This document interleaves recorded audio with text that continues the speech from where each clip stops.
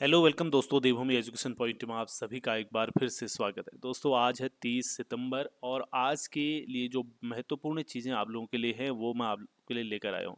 आज मैं आप लोगों के साथ दोस्तों दो टॉपिक पर बात करूंगा। यहाँ पर दो इन्फॉर्मेशन आपको देने वाला हूँ। एक तो आप देखेंगे यहाँ पर कि जो सरकारी विभाग हैं यहाँ पर रिक्त पद जितने भी हैं दोस्तों उनके लिए कैंडिडेट ही नहीं मिल पा रहे। लेकिन ये असंगत बात नहीं लग रही है। एक तरफ हम कहते हैं कि हमें मतलब बेरोजगारी हो गई है, जॉब नहीं मिल पा रही है, ठीक है, और पद कम हो गए हैं, अभ्यर्थी ज़्यादा हो गए हैं, और दूसरी तरफ ये हो रहा है कि पदों की संख्या यहाँ पर ज़्यादा है लेकिन उतने पद नहीं मिल पा रहे। जैसे बीच में सफाई निरीक्षक के पद आए थे तो उसके लिए 34 पदों के लिए मात्र 15 अभ्यर्थी ही मिल पाए थे।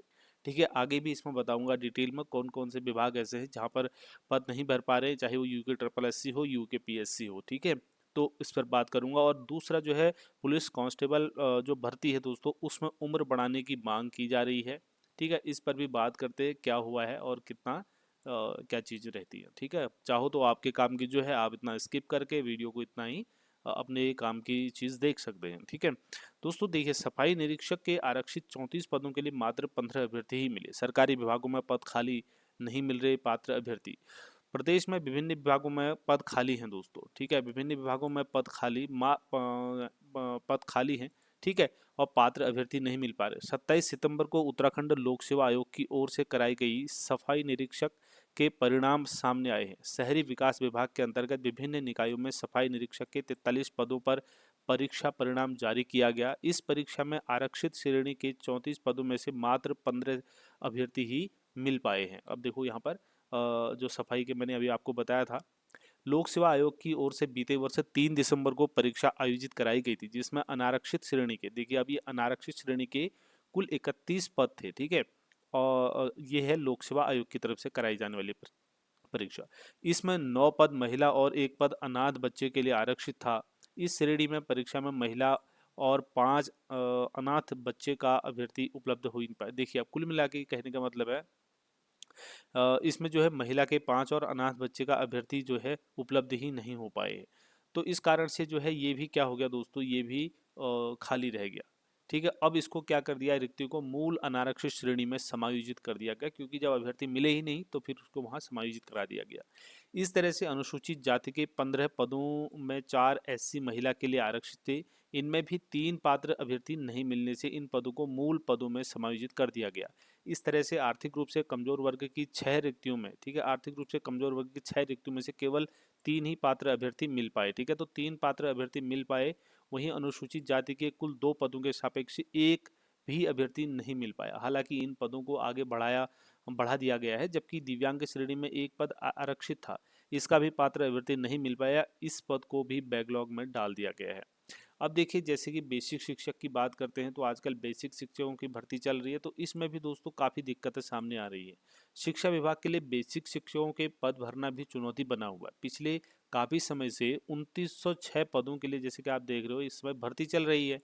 ठीक है, तो 2906 पदों के लिए जो भर्ती चल रही है, भर्ती प्रक्रिया चल रही है, अब तक इसमें 3 बार काउंसलिंग हो चुकी है, लेकिन इसमें 1500 पद ही अभी तक भरे जा चुके हैं दोस्तों। ये बहुत बड़ी समस्या है, क्योंकि ये जो काउंसलिंग करा रहे हैं तो ये काउंसलिंग का जो तरीका है ना ये सही नहीं लगा ना। ये काउंसलिंग का तरीका सही नहीं होने की वजह से ये दिक्कतें सामने आ रही हैं। अगर जो है अब कुछ लोगों ने कराया, मतलब एक ही हर जगह से उन्हीं लोगों के नाम सामने आ रहे हैं, तो इसमें दिक्कतें तो फिर सामने आएंगी भाई, है ना। तो यहाँ पर 1500 पद ही भर पाए। 27 सितंबर को 1339 पदों के लिए काउंसलिंग हुई थी, लेकिन इसमें भी कितने अभ्यर्थी केवल वहाँ पर पहुँच पाए थे, 686 अभ्यर्थी ही केवल शामिल हो पाए काउंसलिंग में। जबकि ये जो काउंसलिंग थी ये 1339 पदों के लिए थी। तो यहाँ पर ये देखने वाली बात है, केवल 1500 पद भरे जा चुके हैं अभी तक, और इतनी लंबी प्रोसेस इसके अंतर्गत हो रही है। हालांकि थोड़ा सा जो ये काम करने का जो प्रोसेस है ये भी सही नहीं है, इस वजह से भी ये देखने को मिल रहा है। ठीक है, तो ये चीज़ मैं आपको बता चुका हूँ। और 150 पद लंबे समय से खाली चल रहे ठीक है, डॉक्टरों के बैकलॉग के भी। ठीक है, इसमें भी ध्यान रखेंगे स्वास्थ्य विभाग के लिए। तो 250 पद है ये वैसे। ठीक है, 250 पद लंबे समय से खाली चल रहे डॉक्टरों के लिए भी, तो इसमें भी भरा जाना यहाँ पर बहुत मुश्किल हो रहा है। ऐसा बहुत कम होता है आरक्षित श्रेणी के पदों पर आवेदन ही नहीं आए, लेकिन कई बार आरक्षित श्रेणी के पदों पर अभ्यर्थी परीक्षा पास नहीं कर पाते। ऐसी स्थिति में नियमों के मुताबिक पदों को संबंधित श्रेणी में समायोजित कर दिया जाता है अथवा उन पदों को अगली भर्ती में शामिल किया जाता है। तो ये जो इसका जो नियम है उसके बारे में बात की है सचिव उत्तराखंड लोक सेवा आयोग ने।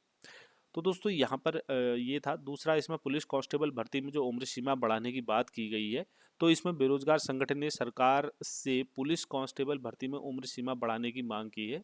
बेरोजगार संगठन के जिला अध्यक्ष हिमांशु गड़कोटी ने बीते रोज भाजपा जिला अध्यक्ष गिरीश जोशी को ज्ञापन दिया। इस दौरान गड़कोटी ने जनपद में ही एसएससी परीक्षा केंद्र, ठीक है, ये एसएससी परीक्षा केंद्र खोलकर इसकी परीक्षा कराने की मांग की है इन्होंने, ठीक है।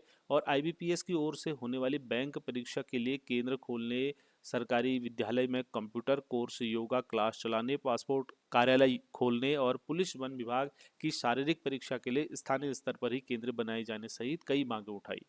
कहा कि हर परीक्षा में केंद्र हल्द्वानी और अन्य मैदानी क्षेत्रों में बनाए जाते हैं, इससे यहाँ के युवाओं के लिए परीक्षा देना ही चुनौती बन जाता है।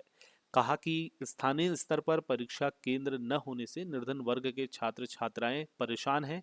ज्ञापन देने वालों में हिमांशु जोशी आदि मौजूद रहे।